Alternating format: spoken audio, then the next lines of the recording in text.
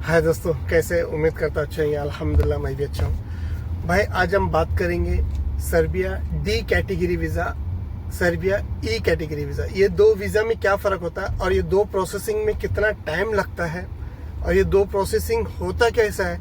क्या e visa में जाके काम कर सकते हैं या डी वीज़ा में जाके काम कर सकते हैं? कौन सा वीज़ा सही है, कौन सा वीज़ा अप्लाई करना चाहिए, इस पे बात करेंगे। चैनल पे फर्स्ट टाइम है, लाइक एंड सब्सक्राइब कर देना। फेसबुक पे देख रहे जरूर फॉलो करना, आपका सपोर्ट ही मुझे मोटिव करता है अगला अगला वीडियो बनाने के लिए। अगर आपको कोई भी डॉक्यूमेंट्स वेरीफाई कराने जैसे offer letter, contract letter, work permit, तो यूट्यूब चैनल पे मैसेंजर का लिंक है, उस पर आके आप अपना डॉक्यूमेंट्स मुझे सेंड कर सकते हैं।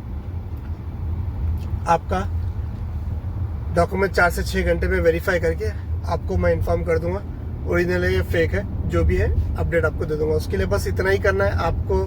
मेरे यूट्यूब चैनल पे जो ज्वाइन बटन है, यानी कि मेंबरशिप, उसको इनेबल करके उसका स्क्रीनशॉट भेजना है। भाई पहले हम ई वीज़ा की बात करते हैं। ई वीज़ा होता क्या है? ई वीज़ा यानी कि सिंपल मैं बताऊं तो पेपर वीज़ा है। ई वीज़ा यानी कि हाथ में पेपर वीज़ा दिया जाता है, जैसे कि तुम्हारा एक डॉक्यूमेंट्स हो। और डी वीज़ा होता है स्टैम्प, जो पासपोर्ट पे लीगली प्रिंट होके आता है, इसको बोलते हैं डी कैटेगरी वीज़ा। और किस वीज़ा पे जाके सर्बिया में काम करना चाहिए, तो शॉर्ट में अगर आपको मैं बताऊं तो दोनों वीज़ा पे आप लीगली जा सकते हो।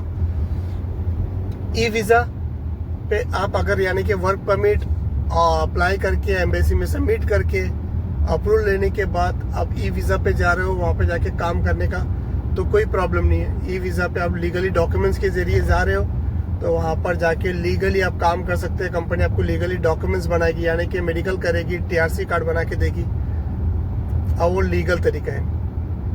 डी वीज़ा आप लोगों को पता है, वो एक नॉर्मल वीज़ा होता है। डी कैटेगरी वीज़ा यानी कि लॉन्ग टाइम वीज़ा होता है वो। काफ़ी भाइयों को ई वीज़ा को लेके बहुत बड़ा एक इशू था। ई वीज़ा होता क्या है, ई वीज़ा पे जाके हम काम कर सकते हैं नहीं कर सकते? तो सिंपल है, ई वीज़ा पे भी आप जाके काम कर सकते हैं। डी कैटेगरी वीज़ा पे तो लॉन्ग टाइम वीज़ा होता है, ई वीज़ा शॉर्ट टाइम होता है, बट वहाँ पे जाके टीआरसी बनने के बाद कोई प्रॉब्लम नहीं होता है। बैंक स्टेटमेंट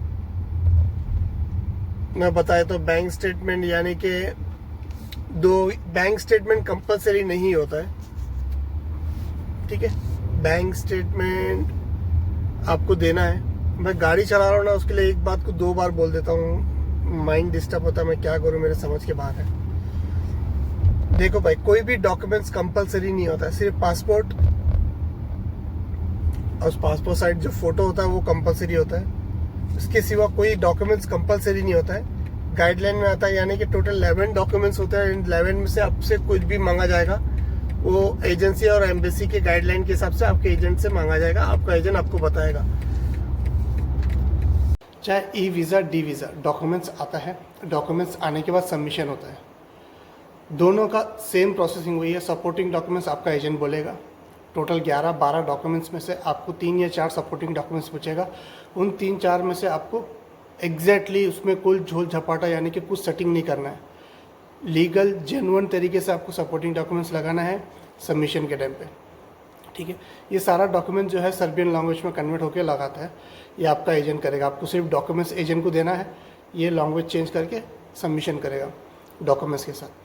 सबमिशन होएगा, किसी को 1 या 2 महीने में, 3 या 4 महीने में, 5 या 6 महीने के आसपास में अप्रूवल आ सकता है। कभी भी हो सकता है, कुछ मतलब एग्जैक्टली टाइम नहीं, क्योंकि ये कंट्रोल एम्बेसी के पास होता है आफ्टर सबमिशन। तो अप्रूवल आया, अप्रूवल आने के बाद इसमें डिवाइड होता है अभी ई वीज़ा और डी वीज़ा। अप्रूवल आने के बाद ई वीज़ा का क्या है, अपॉइंटमेंट लेना नहीं पड़ता है, जैसा डी वीज़ा के लिए अपॉइंटमेंट लेना पड़ता है। ई वीज़ा के लिए अप्रूवल के बाद अपॉइंटमेंट लेना नहीं पड़ता है। अप्रूवल आया, एम्बेसी को मेल करो क्या हमारा अप्रूवल क्लियर हो गया, वो प्रिंट निकाल के आपको ईमेल पे भेज देगा। ई वीज़ा जो होता है प्रिंट आउट होता है, आपको भेज देगा, टिकट करो और निकल जाओ। बट इसका उल्टा है डी वीज़ा। डी वीज़ा का कैसा है, अप्रूवल आया, अप्रूवल आने के बाद एम्बेसी को इन्फॉर्म करना पड़ता है हमको अप्रूवल आ गया, हमको अपॉइंटमेंट चाहिए। तो उनमें से एक आगे पीछे करते करते डेट देगा, समटाइम 1 महीना, 1 वीक, 2 महीने, 3 महीने, कुछ भी हो सकता है। डिसाइड करता है एम्बेसी, ये भी चीज़ डिसाइड करता है, क्योंकि एम्बेसी के पास चला गया ना काम, तो एम्बेसी के कंट्रोल में होता है।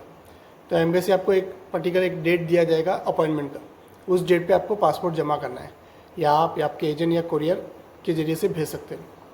पासपोर्ट जमा कर दिए, उसके बाद डी कैटेगरी वीज़ा 1 महीने से लेके 3 महीने, यह हर कंट्री में मतलब डिवाइड होता है। इंडिया में 30 to 90 डेज़ में होता है, दुबई में 1 वीक to 3 वीक में होता है, सऊदी अरबिया और ये कतर कुवैत में तकरीबन 1 to 1.5 मंथ में होता है। हर कंट्री का लोड बेस के ऊपर डिपेंड करता है कि कितने टाइम में डी कैटेगरी वीज़ा स्टैंपिंग होता है। तो वीज़ा स्टैंपिंग होके आया, टिकट करो और निकल जाओ, बस इतना ही है। बाकी ई वीज़ा और डी कैटेगरी वीज़ा में कोई फ़र्क, ज़्यादा अंतर नहीं नज़र आएगा आपको। आई होप आपको मैंने क्या समझाना आया था समझा दिया। उम्मीद करता हूँ आप लोगों को ये वीडियो समझ में आया होगा। अपना ख्याल रखना, दुआ में याद रखना। फिर मिलेंगे, टेक केयर, बाय, अल्लाह हाफिज़।